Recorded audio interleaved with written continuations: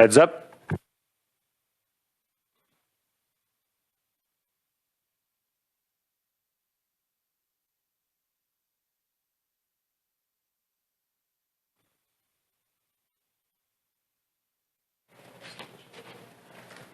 Do I sit at the front? You just go right over to that first.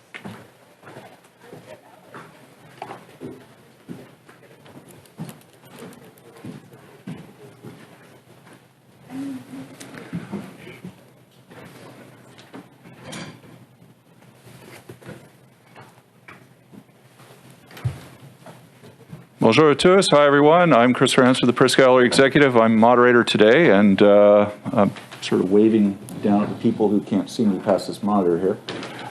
We'll start very shortly with prayer from Elder Claudette, Commander of the Algonquin Nation, and then we'll get into opening statements. Then we'll get to the 4 reporters in the room right now, and then to the phones. We're hoping to wrap this up by about 2:30. This is the Government of Canada, Assembly of First Nations, Chiefs of Ontario, Anishinaabe Nation, and the Council for the Mushroom and Trout class actions to provide an update on the negotiations related to the compensation and long-term reform of First Nations Child and Family Services. And speaking today, we have Patty Hajdu, Minister of Indigenous Services, Marc Miller, Minister of Crown-Indigenous Relations, David Lametti, Minister of Justice, Regional Chief Cindy Woodhouse of the AFN, Grand Chief Joel Abram of the Chiefs of Ontario, Deputy Grand Chief Bobby Narcisse of the Anishinaabe Nation, Robert Kugler, David Stearns, and Joelle Walker. They are the councils for the Mushroom and Trout class actions, and Elder Claudette Commander, who is virtually on our screen very shortly to begin the prayer, if you would, Elder.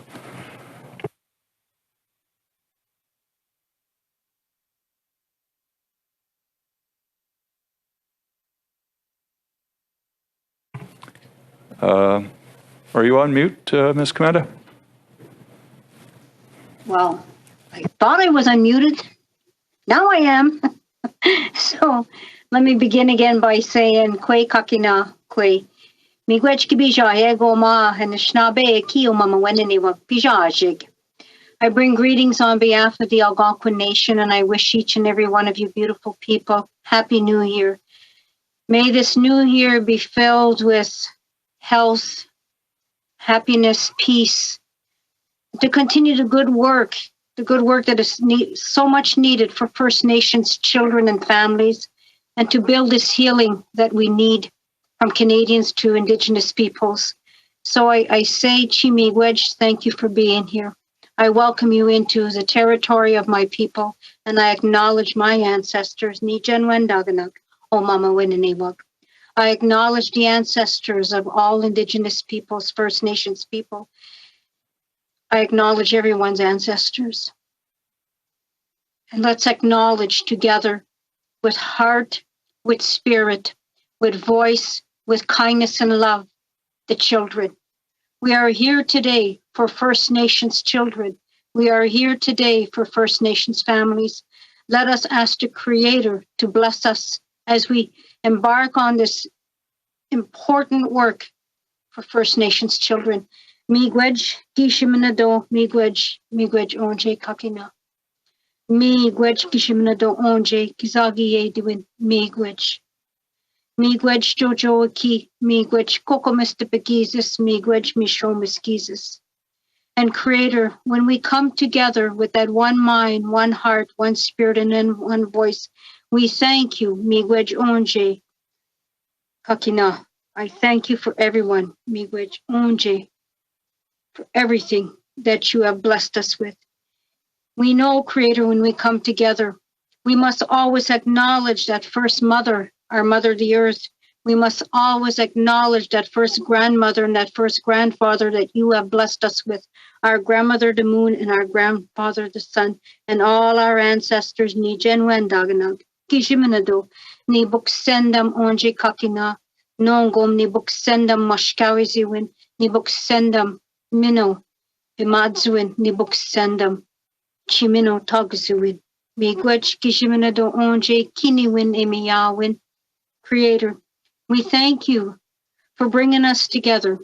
We thank you, Creator, for the prayer that is said. We thank you, Creator, for hearing our prayer. We thank you, Creator. as we lift our hearts and our spirits and our heart as one for the children, continue to remember the children, continue to bless the children. And we ask you, Creator, to hold us in your love, to give us that strength that our eyes, our minds, our hearts, and our spirit are open to see, to understand, and to always remember those that have been before us that told us to always remember the little ones, the children.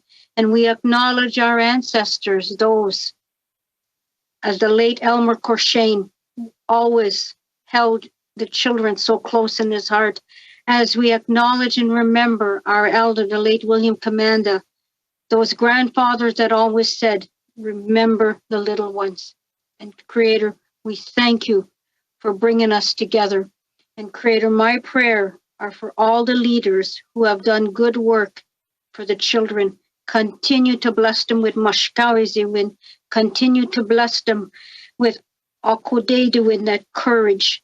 And we will do this together for the children. Chimigwej onje kiniwin emiyawin. And I thank you, Creator, for hearing our prayer.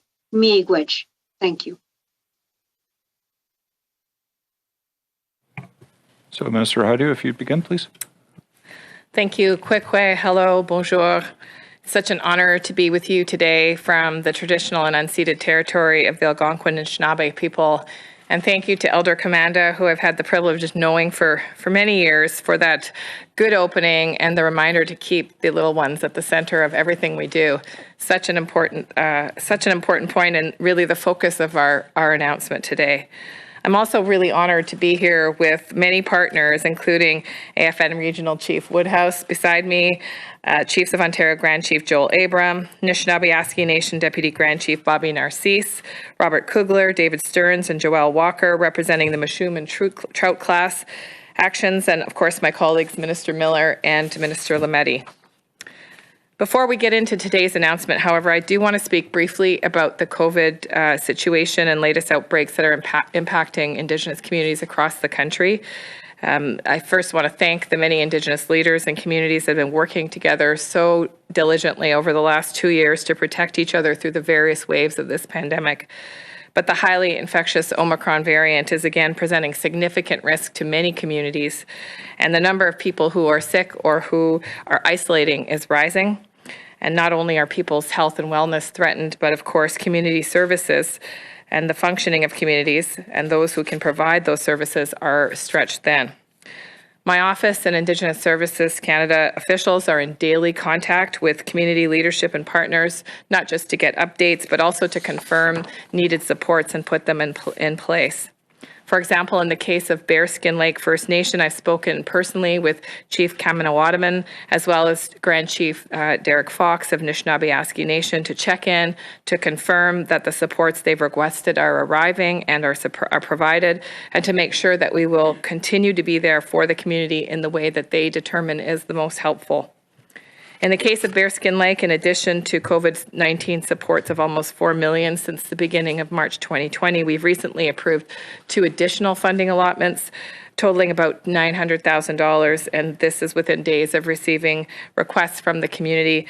The funding will provide things like food security, PPE, local community COVID workers, perimeter security, essential supplies, and of course, wood cutting and collection that's needed to heat homes. We are also working with a variety of other communities across the country, and the department is preparing to support increasing numbers of affected communities, and will continue to be there for Indigenous communities to meet the needs as they determine as the most helpful. I do want to also take this moment to thank the many dedicated professionals, healthcare professionals, and community members who are going above and beyond their regular duties to ensure that their colleagues, their neighbors, and indeed communities are fully supported during these exceptional times. We see you, we know just how enormous these efforts are, and we're very grateful. I will remind everyone that one way that we can all be useful to help bring down the number of people who become seriously ill with COVID-19 and to protect community functioning is to ensure that we are all as fully vaccinated as we are eligible, to support people who are unimmunized or partially immunized or have not yet been able to receive a booster shot. Vaccination is indeed saving lives. It is also helping to reduce the strain on our healthcare systems. So turning now to today's announcement, I'm very pleased to announce that Canada and the parties have reached two significant agreements in principle. One that provides fair and equitable compensation to First Nations children and families harmed by discriminatory underfunding, and the other addressing the long-term reform that's needed for the First Nations Child and Family Services Program. I want to thank the parties that have worked all so hard and together. As I mentioned earlier, the Assembly of First Nations Child and Family Caring Society, Chiefs of Ontario, Anishinaabe Nation, and Mushroom Trout, as well as our own teams at Indigenous Services Canada and Justice Canada for staying at the table and working through these important and historic negotiations. So before speaking further, I'll turn it over to our other speakers today, starting with AFN Regional Chief Cindy Woodhouse.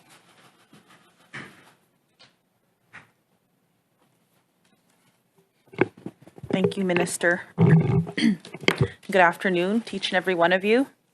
For some of you that don't know me, my name is Cindy Woodhouse, and I'm the Assembly of First Nations Regional Chief for the Manitoba region.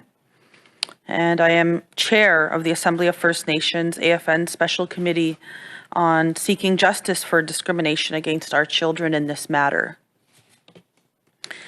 I come from a small community in Manitoba. It's called Penamutang. I was raised there with my mom and dad and my grandmothers and my whole family, and I'm thankful for that.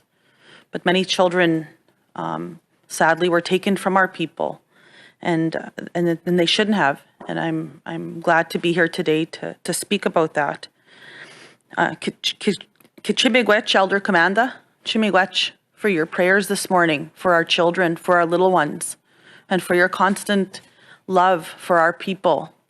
I want to thank you for that. I also want to thank Minister Hajdu, for inviting me today to be with you here at this very important announcement.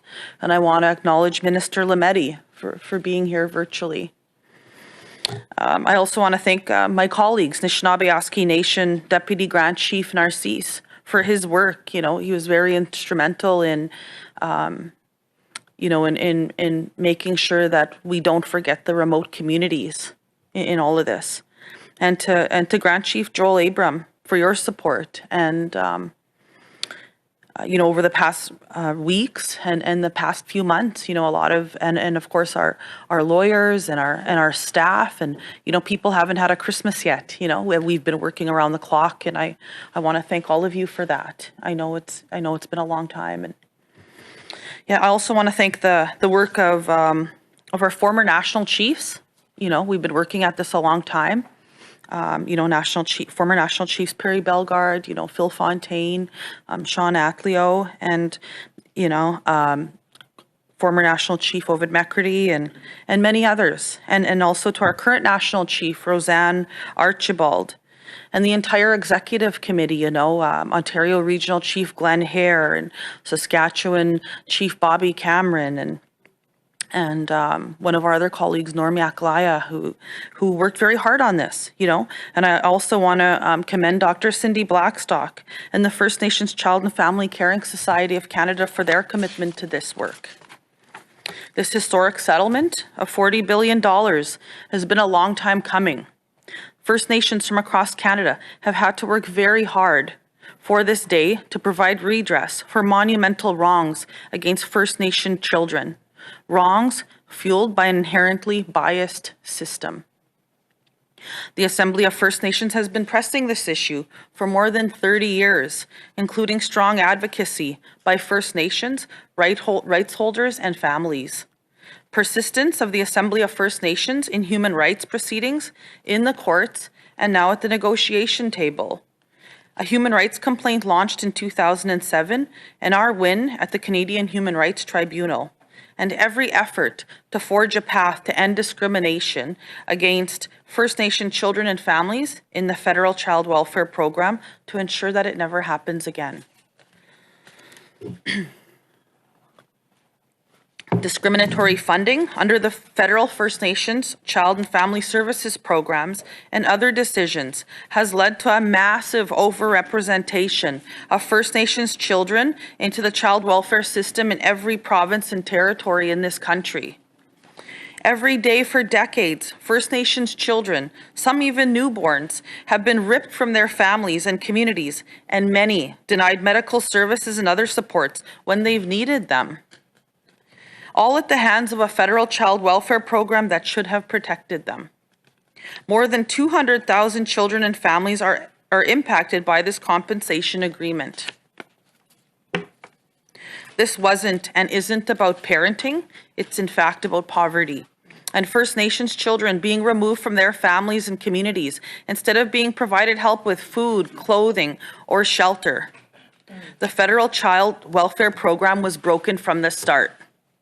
Most Canadians do not know this, that there was actually an incentive for child welfare agencies to remove children. In fact, a First Nations child welfare agency would not receive funding unless the child was removed from their home and placed into foster care.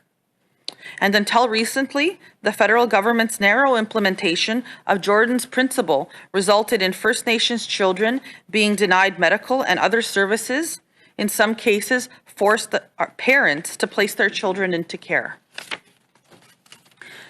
We have a long way to go to address the poverty in our nations, and no amount of money will ever be the right amount, nor will it bring back a childhood lost. But today is about acknowledgement, about being seen and heard.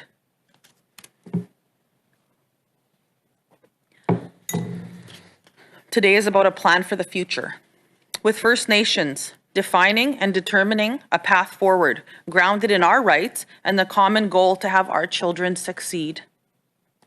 Today is about achieving for First Nations and for our country. At the AFN, our efforts have been and will continue to be about removing barriers that keep our kids down, creating a new process that will allow our kids to thrive and reach their full potential with strong connections to their languages, cultures, nations, and to their families. I have a message for three groups of people today. To the tens of thousands of First Nations children who were removed from their families, their nations, and their cultures.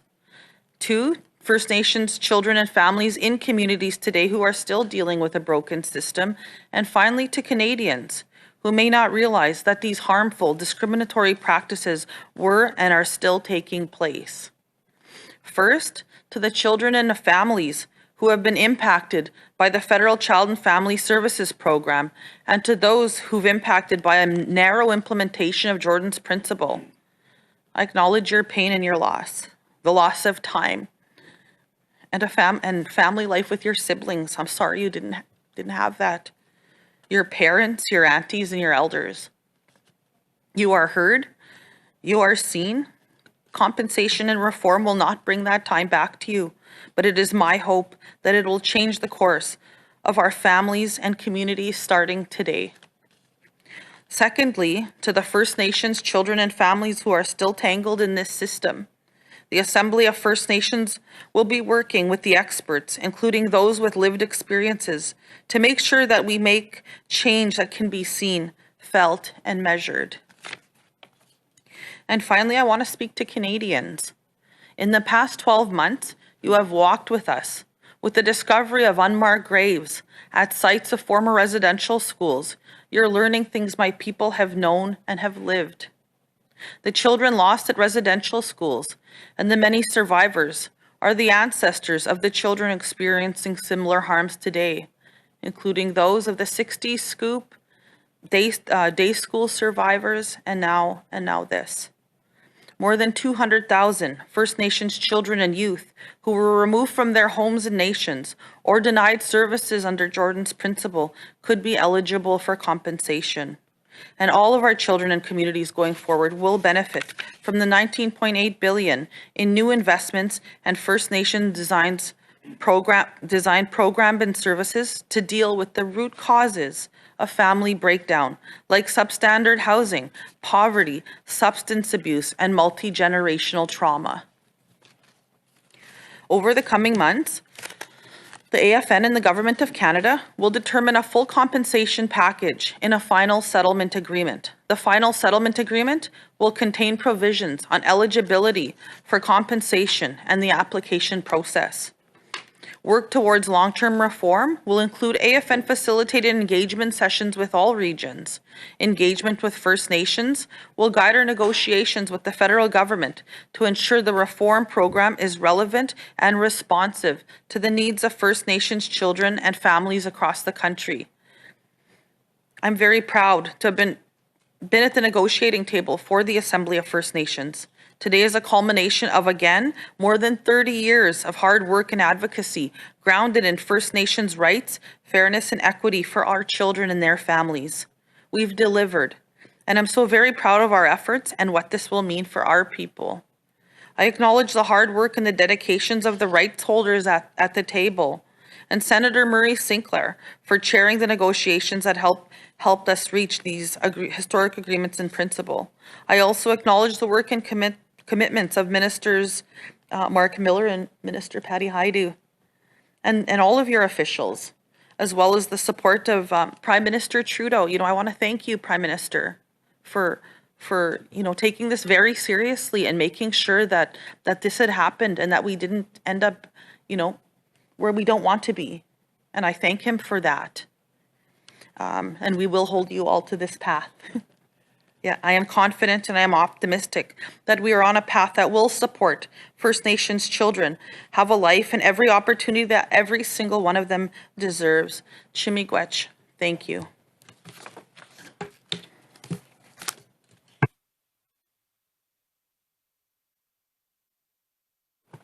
Next, we have Chiefs of Ontario Grand Chief Joel Abram.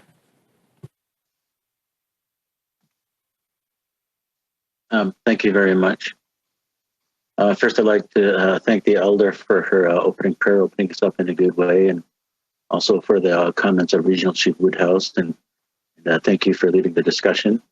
This agreement in principle will initiate long-term reforms that ensure First Nations-led culturally appropriate supports and prevention services are available to families. It'll also increase funding available for First Nation representative services and will provide culturally grounded protection approaches and prevention approaches that allow First Nations youth to remain connected to their language and culture and safely within their homes and their communities. And today's announcement brings us one step closer to addressing discrimination in child welfare and achieving substantive equality for First Nations children. It also marks the beginning of an important journey to ensure all First Nations have a solid foundation for moving forward and improving the quality of life for future generations. On behalf of the Ontario Leadership Council, we call upon the Government of Canada and all Canadians to see this through. I'd also like to thank the survivors and their families for their bravery in sharing their lived experiences and stories. And we will stand with you and continue to ensure your voices are heard and honored. Also, thank you to Cindy Blackstock, who a lot of this would not have happened without her intervention in the First Nations Child Family Caring Society and beginning the Canadian Human Rights Tribunal Challenge, and resulting in a lot of the orders that have led to the path where we are today. And so, it's all about making sure that, there's no overrepresentation of First Nations children in the welfare system going into the future, and also in the past of righting some of the wrongs that have done. And we can't forget that, this happened because of discrimination. And we still have a lot of work to do in tackling the root causes of this discrimination. And I've talked with Minister Lametti on it several times, which is about the impact of the doctrine of discovery on Indigenous people in North America, and how we have to begin to move past that, in order to really dig at the roots of colonialism and the paternalism that came along with that so negatively impacted Indigenous families, not only in Canada, throughout the United States as well. And I've often said that the child welfare is the new residential schools in terms of impact on First Nations families and children. And it's time that we begin to turn that tide. And I think today is a very good step on doing that. And Canada living up to, settling down and coming up with this agreement. And there's still some work to do, in the future, a lot of hard work to get where we need to be at the end of the day. But again, I'm very thankful that we are where we are today. And it's part of my culture as well is to make sure that we're thankful for the things that we have. And so I'm very thankful today for this agreement in principle, and I'm willing to roll up. We're going to be rolling up our sleeves to move forward to ensure that this agreement comes to a final disposition, and then we can then get to the hard work of changing the face of child welfare and making making up for past wrongs and just moving forward together on a good foot, and also getting back to the original relationship that which in our culture is based on through a wampum, where our Canada's in their canoe with their laws and their people and their customs, and we're traveling down a river of life parallel. First Nations people in our canoes with their laws and our children. And so again, this is also about recognizing and ensuring that First Nation jurisdiction of their children is respected, and making sure that overrepresentation in child welfare goes down. And it's not just about child welfare; it's about lack of clean drinking water. It's about lack of housing. It's about a dozen different areas where discrimination is happening. So I'm glad that housing is a little bit a part of this agreement and other things as well. So I'm just really looking forward to moving forward to do better for our Indigenous people across Canada. And so again, I'd like to thank everyone, all our team in Ontario for their hard work, the technical folks, our legal everyone that came together to make this happen. And also the efforts of Canada and all the other parties that were involved in it. So again, I'd like to thank you all for your input into this and coming together. So on behalf of our children and the faces yet to come, this is a great step. So thank you very much. Thank you very much, Grand Chief Joel Abram. And now I'll turn to Deputy Grand Chief Bobby Narcisse for a few words from Anishinaabe Nation. Bonjour and Wachier. Good afternoon.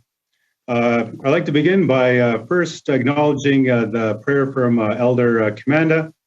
I'm joining you today from the offices of Anishinaabe Nation here in Thunder Bay, in the traditional territory of the Fort William First Nation. The Ojibways on the western shores of Lake Superior and signatories to the Robinson's Treaty area of 1850.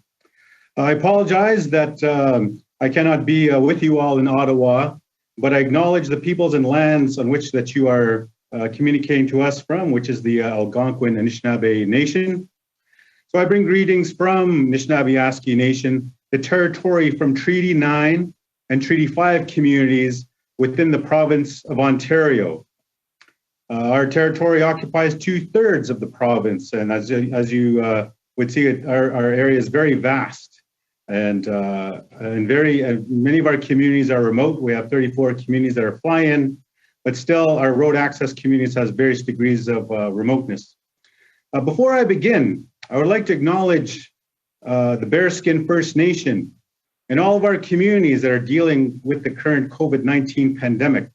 Today, I was informed that there's close to 10 communities now within Anishinaabe Nation that is affected by this COVID-19 pandemic. These are some of the challenges that we bring, that we want to give light to this process, this AIP process, and the work that we've been doing with all partners to really bring light the real challenges of our remote communities, of our First Nation communities within the Anishinaabe Nation. Recently, I spoke with visitors of Kingfisher Lake First Nation, one of our 39 First Nation communities that Anishinaabe Nation represents. Grocery delivered to the community store has not come in.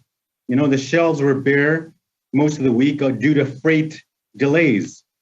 That's life in the north, the remote north. When I go to a northern store in any of our First Nation communities, you would be shocked at what we have to pay for an apple, for chicken soup, for vitamin C, or healthy vegetables, if we can even get them within our communities. So how are we supposed to combat COVID-19 and also bring these resources to our children when our community stores can't even put these on the shelves? That's life in the remote north. Sandy Lake, one of our remote communities, a 4-year-old named Brody Meekus passed away from strep throat because he was sent home with Tylenol. There's no antibiotics in the community at that time. That, ladies and gentlemen, is life in the North. And these are the same challenges faced by remote communities across the country. I've been getting calls from various chiefs across this country saying that, yes, like we are facing the same challenges that access and lack of infrastructure and lack of capital within our communities, which still perpetuates the discrimination against our children. So that is life in the North. All these areas, these challenges that we face add to our youth suicide rate, our opioid crises, the realities of intergenerational trauma that are interconnected. Tragically, these experiences are not uncommon in our First Nation communities. They scar our children, our youth, and our families every single day. For our remote communities, empirical, math-based solutions to these problems have been unheard of. I'm proud that we have finally identified a promising way forward in this agreement in principle through meaningful structural change. You will agree that $1 in Toronto is different than $1 in Attawapiskat. So these are areas that we also want to focus within our participation in this AIP. Through the creation and support for the National Assembly of Remote Communities, we have created a collective voice for remote communities across the country. And through a remoteness secretariat to collect and study data on issues of remoteness affecting our communities, we can finally put the realities of life in the North and the challenges of our community space on the map in a meaningful, right way across the country. For the first time, I'm very encouraged to say that this deal puts us on a path to quantifying and indexing remoteness on a national scale. For the first time, math and science will dictate the numbers. This is what it costs to deliver child and family services in our communities. This is what it's going to cost to keep professionals in our communities, to service our children, our youth and families. This is what it's actually going to cost to end the discrimination within our remote communities. I'm therefore pleased and honored to have signed this agreement in principle on behalf of our First Nations at Anishinaabe Nation. We have joined with leadership from other remote communities across the country to break new ground on overcoming the barriers we face by establishing structural reforms specifically directed at our remoteness. I'm especially pleased that our Choose Life program, Choose Life, that provides essential suicide prevention supports for our youth, will be enhanced through long-term reform and sustainable funding and will be extended across the country. I really thank also Minister Hajdu and Minister Miller and your team as well for working with our team at Anishinaabe Nation to ensure that these areas of access and remoteness are included in this AIP. And we have a long way to go, but I think I'm very encouraged that, in terms of moving ahead together, we will deal with and overcome these challenges that I have. As I conclude, I'd like to say a heartfelt miigwech to the leaders and members of all the negotiating team that's been happening for the past couple of months. I acknowledge the significant contributions of Assembly First Nations, specifically Regional Chief Woodhouse. Thank you for your support and also your guidance in this work as well. The Chiefs of Ontario, Grand Chief Abram, and your important work that you bring to the table as well, and your expertise. And also the newly established National Assembly of Remote Communities, the NARC.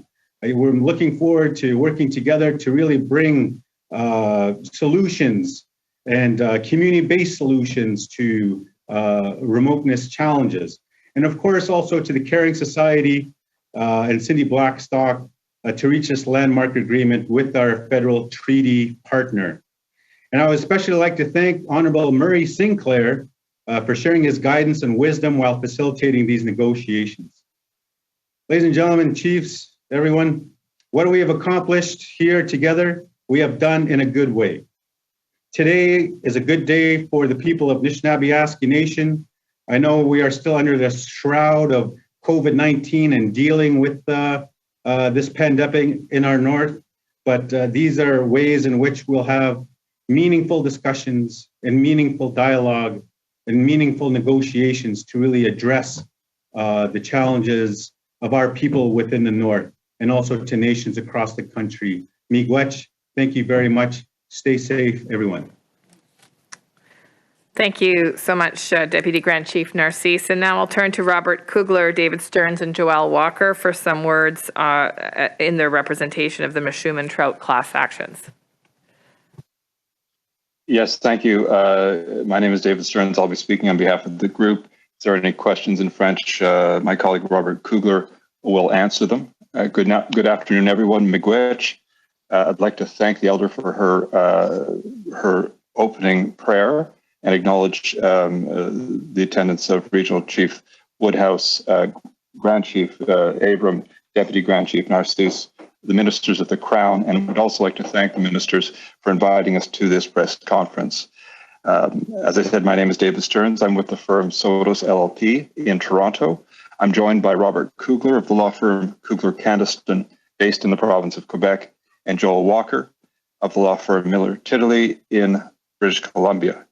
We act for the plaintiffs in two class actions brought on behalf of First Nations youth and their caregivers. We're also working in close collaboration with Council for the Assembly of First Nations and their representative plaintiffs, and have also worked in collaboration with and benefited greatly from the expertise and assistance of the First Nations Child and Family Caring Society, led by Dr. Cindy Blackstock and their counsel. This case followed on a landmark decision of the Canadian Human Rights Tribunal. It's a decision which I hope children in all the schools in Canada will eventually be taught about and will learn about the way that American children learn about Brown versus Board of Education in the United States. It is that significant a decision, and it played a tremendous role in the class action that we brought and in the historic settlement that has been reached. The historic settlement reached on Friday will result in $20 billion in compensation being paid to the following three groups of individuals. First, First Nations children who were living on reserves or in the Yukon and who were taken from their homes and placed in state care at any time from 1991 until the present. Second, First Nations children in Canada, whether living on or off reserve, who were deprived of essential services or who experienced delays in receiving essential services from a government, whether it be the provincial or the federal government. This subclass goes from 1991 to 2017. Third, certain of the family caregivers of these children. I want to begin, though, by speaking through you, the media, to the children and the young adults who are in this class action. This case is for you. This settlement is for you. This settlement will provide some compensation to you for your suffering. We know it is very important to you, and we know that you have questions such as, am I in the class? Where do I sign up? How do I get information? And importantly, when will I receive compensation? In an effort to answer some of these questions, we have prepared a list of answers to frequently asked questions in English and French, and we will provide the link, and we will ask the media to share that link so that children and young adults and their caregivers can get the best information, the most timely information that we have. Some of these questions we don't have the complete answers to yet, but we will want to try to get as much information to you as we can at the earliest time. Let me also say that in order to receive information, the best thing that you can do is to register on our firm's website, which is, and it's the same in English and French, www.sotosclassactions.com, and go to First Nations case. and that is a bilingual website, but the URL is the same in English and French. Even if you are not sure if you qualify, please register. It's quick, you sign up, and as information becomes available, we will send it to you. We're also more than happy to answer your inquiries, but we do ask that you be patient as there are a number of people that we are trying to reach. We will respond to you.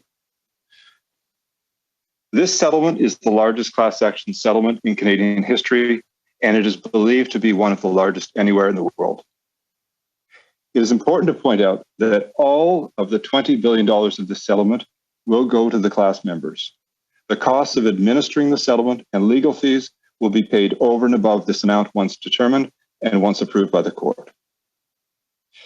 The enormity of this settlement is due to one reason and one reason only, and that is the sheer size and scope of the harm that was inflicted on the class members as a result of a cruel and discriminatory First Nations family and child welfare system that Canada has now finally taken major steps to overhaul. It is our sincere hope that this money will provide some comfort to each member of the class and help them with the difficult process of rebuilding their lives. I would like to say a special mention to the representative plaintiffs. In a class action, certain people known as the representative plaintiffs put their name forward and put their stories forward in a statement of claim so that the claim can be brought before the court on behalf of a much larger group, in this case, a group consisting of hundreds of thousands of people. And I'd like to say a special word about the young man whose name is attached to this historic case, Xavier Mushroom, Xavier Mushroom in English. Xavier trusted us to tell his story in the hope that this lawsuit would help change a discriminatory system and provide financial support to the children who suffered under it. Xavier was born into the Anishinaabe Nation in Lac-Simon, Quebec. When he was 9 years old, he was removed from his family for reasons which he still does not know and placed into foster care. From the age of 9 until 18, Xavier was transferred to 14 different foster homes. He was placed and he was removed from 14 different foster homes. He lost his native Algonquin language, his culture, and his ties to the Lac-Simon community. At the age of 18, Xavier was forced to leave his foster family and fend for himself because Canada did not fund at the time post-majority services for First Nations individuals. It has been found by the Tribunal in the decision which I mentioned that the child welfare system that was behind the removal of Xavier, his brother, tens of thousands of other First Nations youth like him, was a system organized around discrimination and colonial views about First Nations families and youth. In fact, as Regional Chief Woodhouse mentioned, it was the policy of the Canadian government that removal of First Nations children living on reserves from their homes ought to be a first resort for any child in need of assistance, as opposed to a last resort. That is the opposite of how child welfare is supposed to work, and in fact, how it does work for children who are not living on reserves. The discriminatory removal resulted in an epidemic of foster care, also referred to sometimes as the Millennium Scoop. As found by the Truth and Reconciliation Commission, more First Nations children were living in foster care than were living in residential schools at their height. Another young man who has led this cause is Jeremy Miwasige, Meawasige. Jeremy is a member of the Pictou Landing First Nation in Nova Scotia. He was born in 1994 and has suffered from multiple disabilities and high care needs throughout his life. Jeremy was deprived of essential services because of jurisdictional disputes among governments and government departments. Together with his brother and litigation guardian, Jonathan, and their late mother, Marina Beatles, Jeremy has been a champion in the fight against discrimination, fight against discriminatory government policies that breach their constitutional equality rights in what is now known as Jordan's Principle. I referred at the beginning to two class action lawsuits The first one, the Mushroom class action I've mentioned. The second lawsuit was brought to address children and families impacted by Jordan's principle prior to 2007. The representative plaintiff in that case is the father of two children who suffered grievously from a system and from governments who focused on jurisdiction and petty interdepartmental disputes rather than the medical needs of children. Zach Trout from the Cross Lake First Nation in Manitoba is the father of his late daughter and son named Sine and Jacob, who died at a young age from Batten disease. Zach's children were deprived of basic medical necessities during their short lives. For years, Zach and his wife were forced to reuse needles and feeding tubes because these necessities fell into service gaps. He and his children and his wife suffered for years under a cruel government policy. There are a number of other representative plaintiffs who have equally compelling stories and who have courageously come forward to allow us to bring this action. I will not go name them all. Their names can be found on the consolidated statement of claim found on our website, www.sotosclassactions.com. Our goals in bringing these class actions were twofold. We wanted to ensure that individuals who had suffered significant harm under the discriminatory child welfare system or were denied or delayed essential services received by non-First Nations children, like Xavier Mushroom, Jeremy Mizwahi, Miwazaki, I beg your pardon, and the late Sine and Jacob Trout, receive compensation that reflects the harm that they each suffered as a result of that discrimination. For Xavier and the children who were removed and experienced the life-altering trauma of extended displacement from home and community, any settlement had to offer them far more than the maximum of $40,000 per individual awarded by the tribunal in its 2019 compensation decision. We also wanted to significantly expand the group of individuals entitled to receive compensation. The CHRT decision awards compensation going back only to 2006, whereas this class action goes back to 1991, and compensation under this settlement will be paid to individuals who suffered discrimination going back all the way to 1991. With this historic settlement, we've accomplished both of these goals. Those who are the most affected by discriminatory conduct will receive significantly more than $40,000 in compensation, and class members who were removed from their homes or were denied their equality rights under Jordan's principle going back to 1991 will be compensated. When we entered into settlement discussions, we said we wanted to arrive at a settlement that Canadians could be proud of. This is such a settlement. Informed Canadians who understand the degree of suffering and harm will be proud of this settlement. There are many details to be worked out before we can begin distributing funds to class members. Over the next several months, we will be consulting with experts, First Nations communities, the Assembly of First Nations, and the First Nations Family and Child Caring Society to ensure that the distribution of funds is carried out efficiently and in a manner that is culturally sensitive and that recognizes the youth and the vulnerability of many members of this class.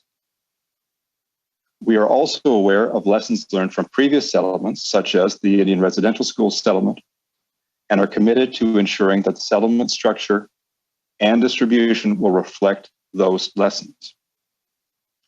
Once we've determined how the funds will be distributed, we will seek approval of the entire settlement and the distribution plan from the federal court and begin to distribute money to class members. And we hope that we can accomplish all of this and begin distribution within this calendar year. Once again, thank you to the ministers for inviting us to this press conference. And those are our remarks. Well, thank you very much, Mr. Stearns, and also thank you for highlighting just how devastating this this legacy of discrimination has been using some very specific cases. Thank you.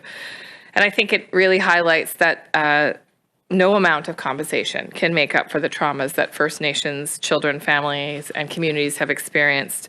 But this will begin the process of healing, and it will support families on that journey of healing. It will support individuals who have experienced extraordinary loss and harm. It will stop the discrimination, and it will support First Nations-led long-term reform. These agreements in principle amount to a total of about $40 billion.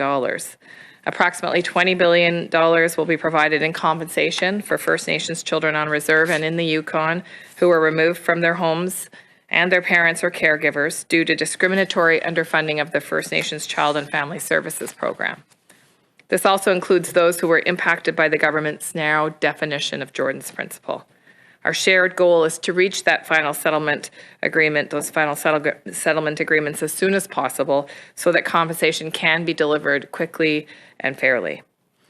Approximately $20 billion over the next 5 years will be invested to reform the First Nations Child and Family Services Program and begin the work to reform Jordan's Principle and other departmental initiatives. Some of these reforms, including preventative measures to keep families and children together, will be implemented as early as April of 2022. Through the Agreement in Principle on Long-Term Reform and Child and Family Services, the system will be reformed by focusing first and foremost on prevention. First Nations and First Nations child and family service providers will be better positioned to address the factors that lead to First Nations children being taken into care. They will have that stable and predictable funding that will help them to keep their children with their families and in communities. The funding includes significant investments in on-reserve housing and other major capital related to the delivery of critical child and family services and Jordan's Principle. Simply, and I think other speakers have said this, poverty cannot be a reason that a child cannot stay with their family. We will continue to implement Jordan's Principle to make sure that First Nation children can continue to have access to products, services, and supports that they need. We will do it in partnership with First Nations, the provinces, and territories in order to develop approaches that are long-term and that will fill in the gaps and make sure that we reach equality for First Nations children. Need to be with their families and their loved ones to thrive. Societies that place their children first are the strongest, most resilient, and most prosperous. This new path puts First Nations children first to help them thrive and grow, surrounded by their cultures and their loved ones. It provides a new path for community wellness and success. It is an investment in the future of our country. Now that Canada and the parties have signed these agreements in principle, we'll focus on finalizing the settlement agreements, and we look forward to immediately beginning this work with all of the parties. And as much as I'm pleased to say that we've reached this critical step to end litigation and the underlying discrimination, this is indeed a day for reflection. It's an acknowledgement of the extreme harms and grief that too many families continue to live with each and every day. It's an acknowledgement of a country that knowingly underfunded First Nations communities and care, and it led to compounding and ongoing loss. Canada's decisions and actions harmed First Nations children, families, and communities. Discrimination caused intergenerational harm and loss, and those losses are not reversible. But I believe that healing is possible if we look face on at the harms caused, if we compensate, and most importantly, if we end the discrimination once and for all. The work that we've done together is a huge step towards a future where every First Nations child has a fair chance to succeed and every chance to thrive in their home and their community. We are determined to move forward with our partners of the First Nations, including those who joined me today for today's announcement. Today's announcement is an important step. I want to express my gratitude to Honourable Murray Sinclair and his entire team for facilitating this work.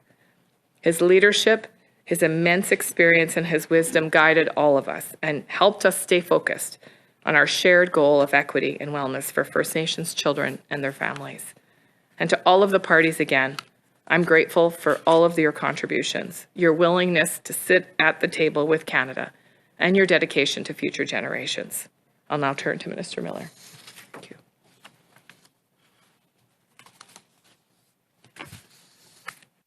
Kwekwe, hello, bonjour.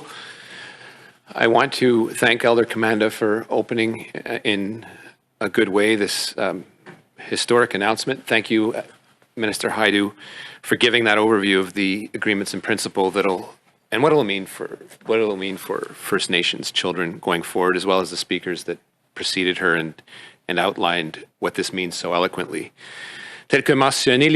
As mentioned, the AIPs that we've reached plan for an investment of about $40 billion. $20 billion of these funds will compensate First Nation children on reserve and in the Yukon that were removed by their families by child welfare services. This also includes children who were affected by the narrow application of the Jordan Principle. Our common goal is to reach an agreement as quickly as possible to compensate the families. Another $20 billion will be invested to have a long-term reform of child and family services for First Nations and Jordan's Principle across Canada. Some of these measures include preventive measures to keep families together, and they will be implemented as soon as April 2022 of this year. We are extremely grateful to all parties that presented themselves at the negotiations table and who stayed there. We would like to thank the Assembly of First Nations, the Caring Society, the Chiefs of Ontario, the Anishinaabe Aski Nation, and the Mushroom and Trout class actions for their common work on this process. I would also like to thank the Honourable Murray St. Clair and his team for facilitating this negotiation that was not easy.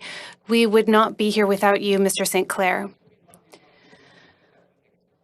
Residential schools survivors have made the Jordan's Principle their main call to action. We have to accomplish the work that they asked us to do. We have to focus on the health and well-being of the young people and families of First Nations. I don't think it was in anyone's interest to go to court on these issues. Reconciliation has to be focused on respectful relationships, dialogue. Residential schools identified child welfare and Jordan's Principle as their top calls to action. We must do the work that they asked us to do by focusing on the health and well-being of First Nations children, youth, and families. Over the last 6 months, I've had the opportunity to visit over a half dozen sites of former residential institutions and speak to many survivors. And while many spoke of their unspeakable, horrific experiences, while others continue to suffer in silence, there was a common feeling and message of hope for the next generation, of hope that we would bring and break the model of removing children from their communities, of ensuring that children are brought up surrounded by their loved ones. Along with the investments that we're currently making in education, today's announcement does fuel that hope. But we must recognize that there is an immense amount of work left to be done. I strongly believe that it's in no one's interest to address these issues through litigation in court. A lot has been achieved in 6 short weeks outside the courts by speaking to each other. This is the largest settlement in Canadian history, but no amount of money can reverse the harms experienced by First Nations children. However, historic injustices require historic reparations.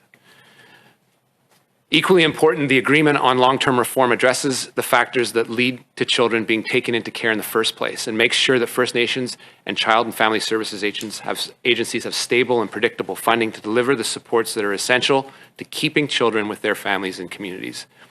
The agreements in principle we have signed today will support First Nations children so that they can have the same opportunities to grow up with their families and communities, thriving through their cultures and languages.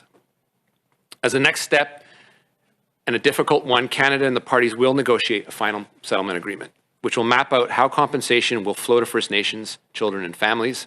It will establish a framework for long-term funding to improve services for children and families. Nous savons qu'il y a beaucoup de travail à faire pour... We know there is a lot of work to do to make sure that children are fully protected against all forms of violence and discrimination, according to the UNDRIP. We are eager to continue this work in close collaboration with our partners at First Nations. Practices that are still in place today can no longer continue. It's Canada's responsibility to right past wrongs and end racism and discrimination against Indigenous children. And to do this, we'll keep putting Indigenous children and youth at the center of all we do so that they can grow up happy, healthy, and in their communities where they belong. And finally, as we reflect on a country that we want to live in, we need to ask ourselves what a healed country looks like.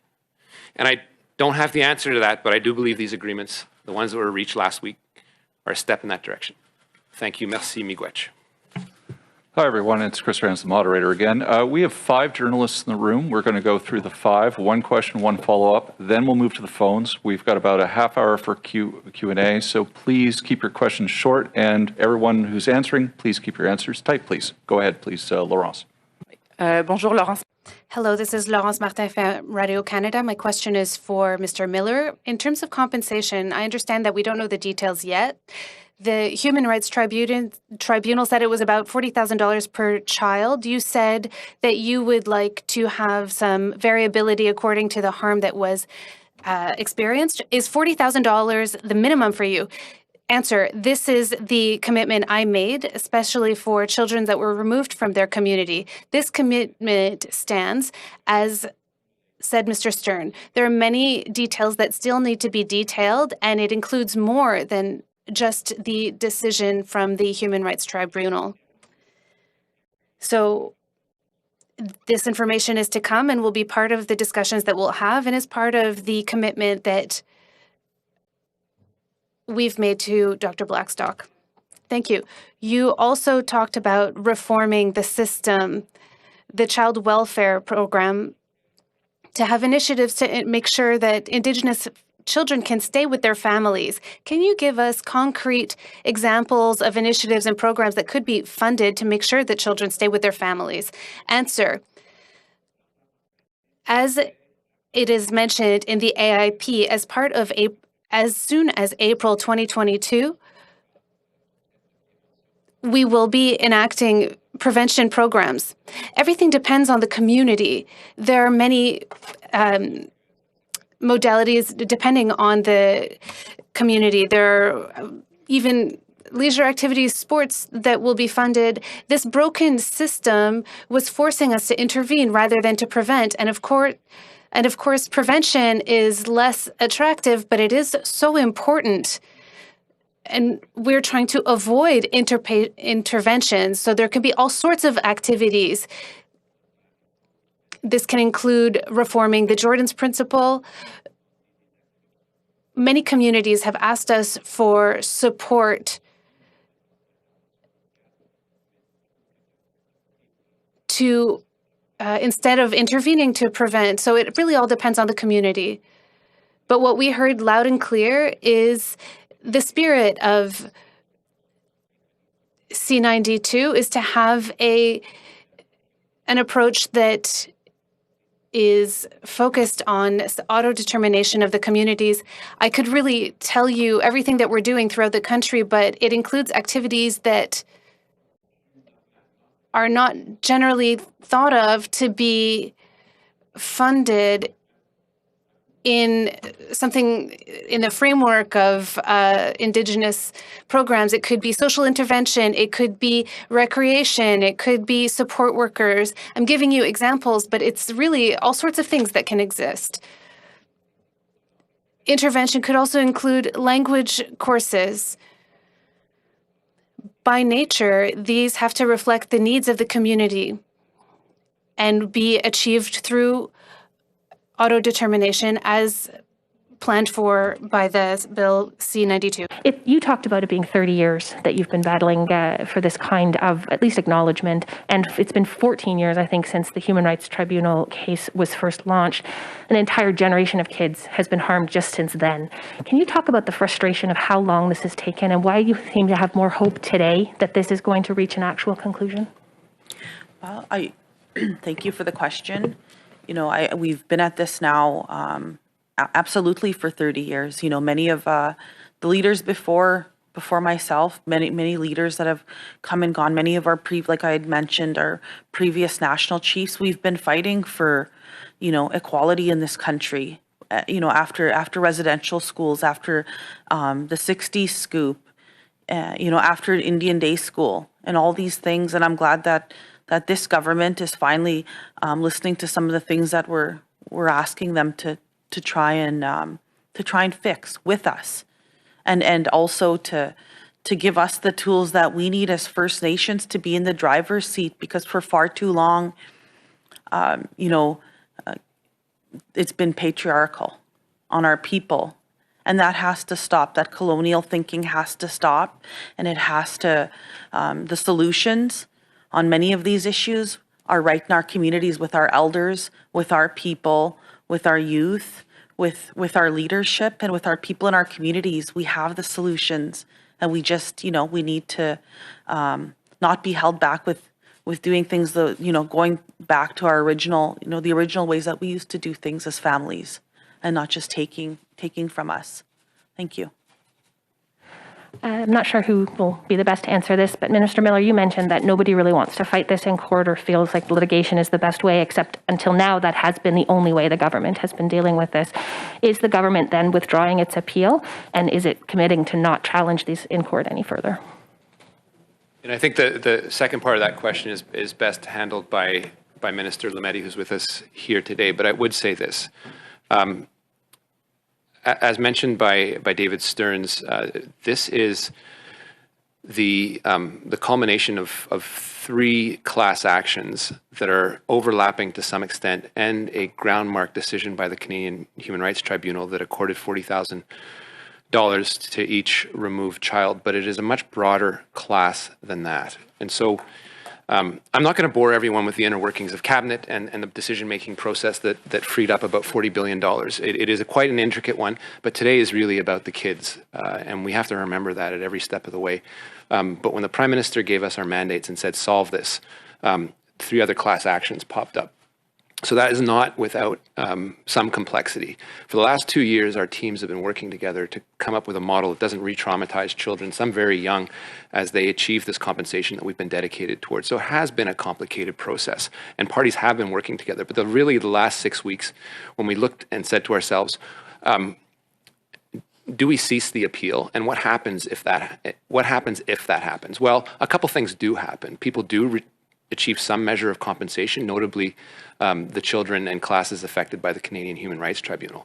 But that is far from the end of the story. You've got classes going back to 1990 that have been subjected to the same horrors, and you don't achieve the next step in it, which is ending the discrimination. And it's why, and I won't put words in her mouth, it's why Dr. Blackstock had the courage to trust a government that she had no reason to trust, and sit down with us for 6 weeks, along with AFN, who had no particular reason to trust us either, along with the Chiefs of Ontario, along with Anishinaabe Nation, and say, what are we looking at? What are we trying to solve for? We're trying to solve historic compensation for people that we've said deserve historic compensation.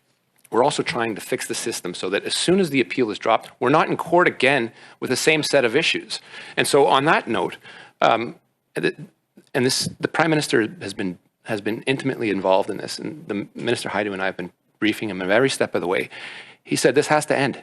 And so we came up with, we gave a mandate to our teams to say, let's get this done and sit down at the table. And these have been very, very difficult conversations, and there are some that do remain.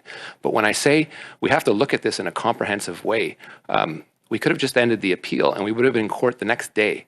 And that's the point here, is we are moving forward on fixing a broken system. There's $20 billion to do that. It's in a 40-page document, and we're moving towards a comprehensive settle agreement for a whole class of people that were affected by a discriminatory system. And I think that's important to remember today. I think Minister Lametti can speak more about at what stage the abeyance of the current appeal is at. Thank you, Marc, and thank you for allowing me to participate today in this historic day. And thanks to all the leadership groups that are here and representing and well representing your peoples and And as Minister Miller said, as others have said, we did this for the kids. You've seen the complexity of these various cases in different legal fora, the Human Rights Tribunal, as well as in class actions, as well as trying to fix the problem moving forward. So we're committed. We committed ourselves to settling this at the negotiating table, where we could get a proactive solution moving forward that compensates as well as helps try to fix this for the future. And so for that reason, when we do get a final agreement, it is our intention to drop the appeal. It is first in front of the federal court, and then getting an order from the CHRT that we have met their compensation orders. So that is our intention. And in the meanwhile, the abeyance will move to keep the abeyance in order until that final order. And I think all parties agree to that, because, and I know that Dr. Blackstock has said this as well, it is something that is out there until we get a final agreement. And then once we get the final agreement, it is our intention to drop it. And Olivia Stefanovich, CBC News. I realize some of the details still have to be sorted out, but can you guarantee that each child and family will receive $40,000 each at least, that no one will receive less than that? And how much are lawyers expected to get? How much are the legal fees expected to be? Well, maybe I can tackle some of that, and then we do have some lawyers on the line that might want to speak about their work. But I will just say this. Our understanding is that, and our expectation is that $40,000 is the floor, and there may be circumstances where people are entitled to more. Again, with the acknowledgement, and having been someone who's, who comes from Thunder Bay, like Deputy Grand Chief Bobby Narcisse, and has interacted with many Indigenous families affected by a system that has been cruel and has been discriminatory, knowing that $40,000 is not enough to make someone whole, but it certainly is a step in the right direction of acknowledging the harm that's been experienced by individuals. I maybe will turn to the legal folks that are representing the class action that can speak to legal fees. Right. As I mentioned before, none of the money that's being allocated towards compensation, that is to say the $20 billion, is going to cover legal fees or the administrative costs of the settlement. Those will be determined over and above. And the way class actions work is we'll either come to an agreement with Canada on the amount of legal fees and then submit that to the federal court for approval. The federal court has to approve legal fees as being fair and reasonable. If we can't come to an agreement, we argue it in front of the court, and the court will decide what the legal fees should be. So to answer your question simply, there's no amount that I can tell you in terms of what will be paid for legal fees, because we don't know.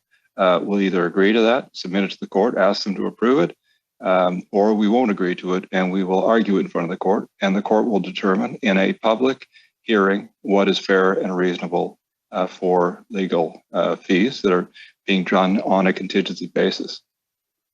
Hope that answers your question. Yes, thank you. And how confident are you that another generation of First Nations children won't be discriminated against by the federal government? Well, I think this sets the foundation nicely to end the discrimination and racism, but it isn't without a lot of hard work on behalf of everyone. Because, of course, harms are intergenerational, and communities, I think Deputy Grand Chief Narcisse talked about the challenges in particular, for example, in remote communities in terms of accessing services and having supports.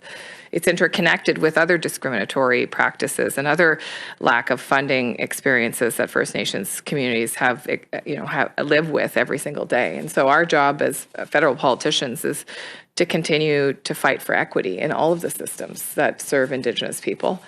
And again, I will repeat that it's not just good for Indigenous people. It's good for the country, the future of this country, when every single person has a fair chance to succeed. Bonjour, Boris Prou. Boris Prou from Le Devoir. My question is for Minister Miller. We understand that the agreement needs to be finalized by the Human Rights Tribunal.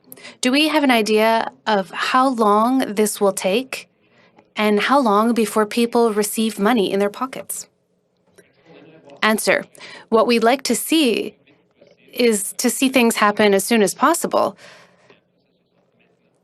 There's a process unfolding between now and March 31st between the parties. We want to make sure that we have a finalized agreement. We're talking about a lot of paperwork, a lot of agreements in principle that have been agreed upon between the parties, but there's still work to be done. There's a lot of paperwork left to be done. We need to arrive at a final version of the document, submit it to the court, and then finalize the long-term reform. So overall, we're talking about a process that will be spread over the next year. There's one critical moment on March 31st. That's the deadline to depose the final document. So there's a lot of work and negotiation that will happen between now and then over the next 3 months. With regards to compensation for the affected people, Mr. Spurn said it quite eloquently. There are discussions that remain to be had between the people, but we want people to see money in their pockets as soon as possible. But again, this is a process that will unfold over the next year. Question. So about the next part, the long-term reform to solve systemic issues, you were talking about C-92 that's been contested by Quebec. Will this be an impediment to your projects? Well, it certainly doesn't help. It's not just Quebec that has issues with C-92. They've taken us to court. They are contesting our authority or jurisdiction. But know that C-92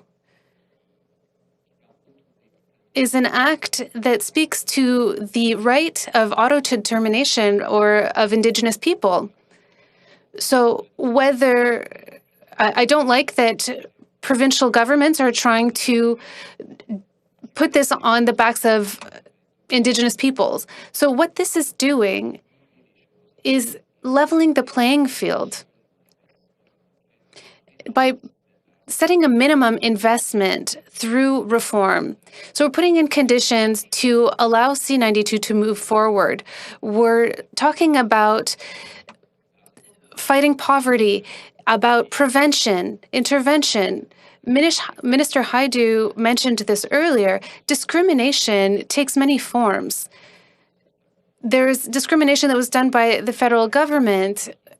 That's what we're talking about today, but every child that is being removed today is being removed by a provincial institution. So there's a lot of mess to clean up. This is the start of what C-92 was aiming to do. The right of self-determination is something that we almost tend to take for granted to protect our children. But there's many things we're trying to do. The federal government is doing its job. It's investing in the communities, investing in reform to stop the harms that are being perpetrated against young people in Indigenous communities. 50% of children in child services are Indigenous, even though they only represent 7% of the population, and this has to stop. Fraser for APTN National News. So this is for the children covered under the class action lawsuits. It sounds quite likely like they would be potentially much larger than $40,000 just for essential services denied, things like that. Is there, well, I guess a couple questions. Any idea how, from the lawyers on these files, how much that compensation may be for these individuals, and does the government want to put a cap on that? I'm going to suggest that Rob Kugler answer that question. And but I can just say to your last point, the cap is $20 billion. There's no other cap. That is entirely up to the plaintiffs in consultation with experts, communities, to determine, but Rob will have more details on that. Thank you for the question. We intend over the next 3 months to discuss with our partners the appropriate breakdown of this amount of compensation. And $40,000 will be the floor for the children who were removed. but we want to find ways to give significantly more compensation to those who suffered the greatest harm. There's no cap.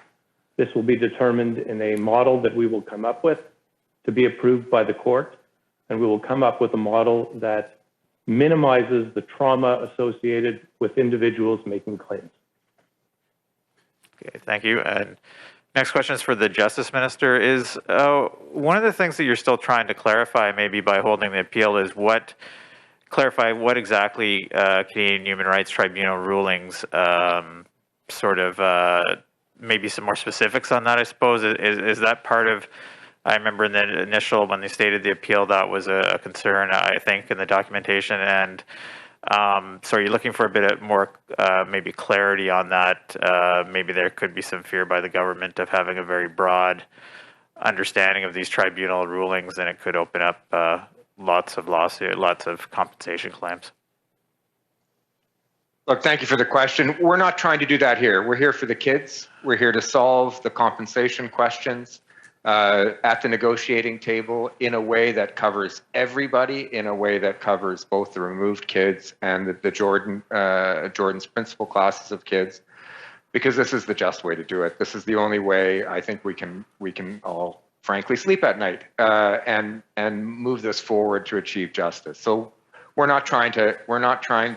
We felt we had legitimate claims in the court processes, but we decided as a government in consultation with the various Indigenous leadership groups you see before us, that the best way to move forward was trying to settle this. And so we're here to settle it.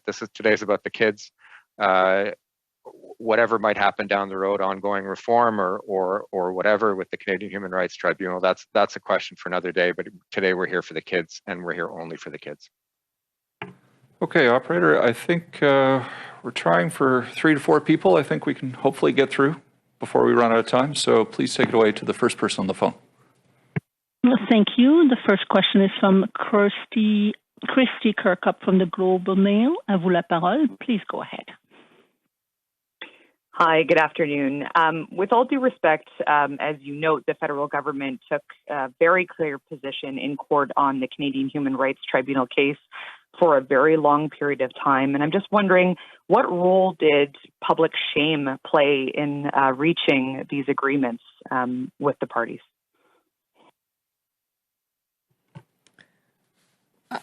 Well, maybe I can attempt to answer, Kirsty, and I'll just say this.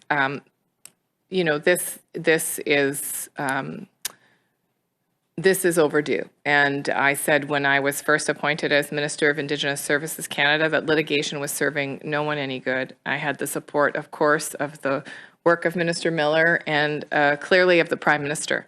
You cannot come to an arrangement like this if the Prime Minister is not solidly behind a negotiating mandate that is of this size. And so the time to move forward is now. And I think, quite arguably, it could have been earlier, absolutely. I hope that this is a lesson that our country will learn and will learn for once and for all, that discrimination, not only is it, and racism, not only is it extremely painful to the people that are experiencing it and devastating to lives and communities, but it is extremely costly to the federal government. It is also a lost opportunity. I reflect on the names of the individuals that the lawyers spoke about that were willing to put their names to the class action lawsuit. But I think about the many, many people in my own circles prior to politics that I met that had devastating lives and that had devastation in their children's lives as a result of discrimination and racism of this country. I think, we should never have to be pushed again to do the right thing by children of this country. Maybe I can turn to Chief Woodhouse to say a few more words about the work that you've been doing over the number of years. Absolutely. Thank you, Minister. That's a good question, but I always believe that it's better when we're at the table, as I said a month ago, and it's better when we're at the table, and sometimes they're, as opposed to in court.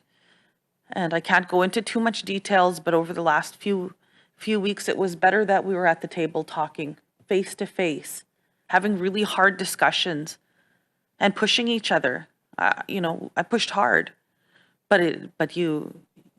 we have to correct the wrongs that have been happening in this country for far too long for First Nations children, First Nations families, and the elders who are watching this who were horrified.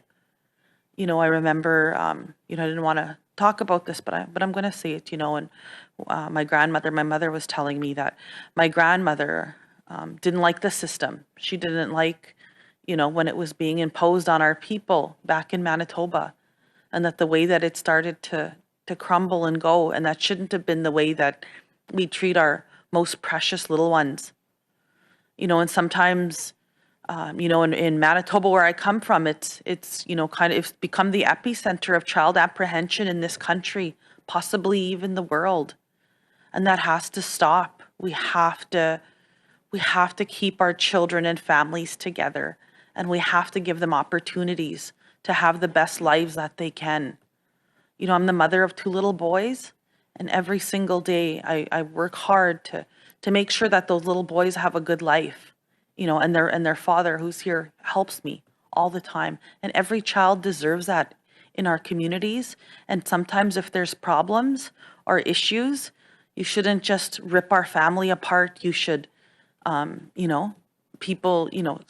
we shouldn't be discriminated against, based on if there's ever an issue somewhere, even if it's a small issue. We need to work through those and move towards making sure that our families stay intact in our First Nations communities across this country and with their families without, a number on their, the discrimination on their head as soon as they're born, or there's been many issues and public things, even in Winnipeg, where a mother has her child taken right from birth. That has to stop. The birth alerts have to stop across this country. And I know, to the mothers out there waiting to be reunited with your children, and the fathers, don't lose hope. Keep pushing.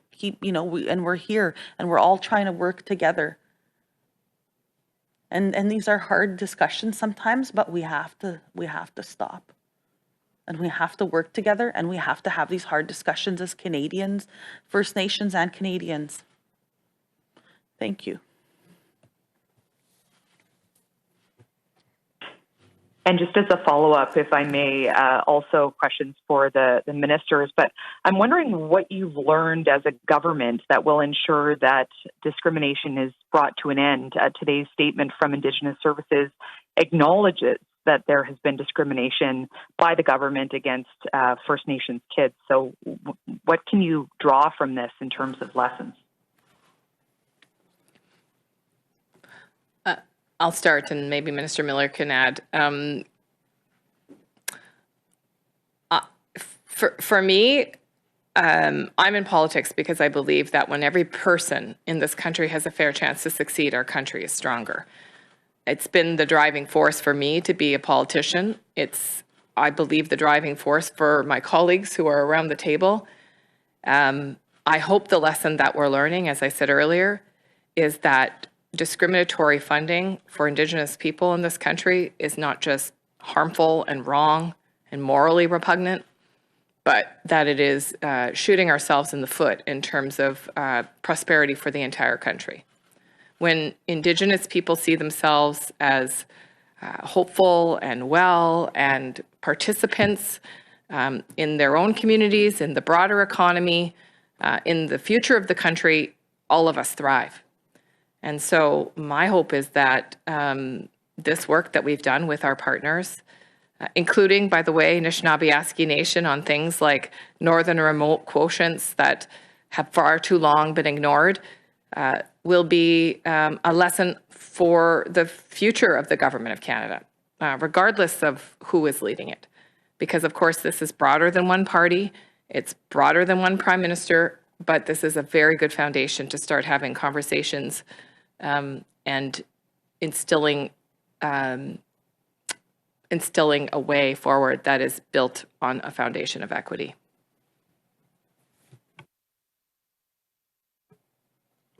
Yeah, Christy, I'll answer your first question because I think it's tied to your follow-up. But yeah, 100 years ago, Dr. Bryce was highlighting these practices that saw 25% mortality rates in residential schools. That was shameful, and no one listened to him.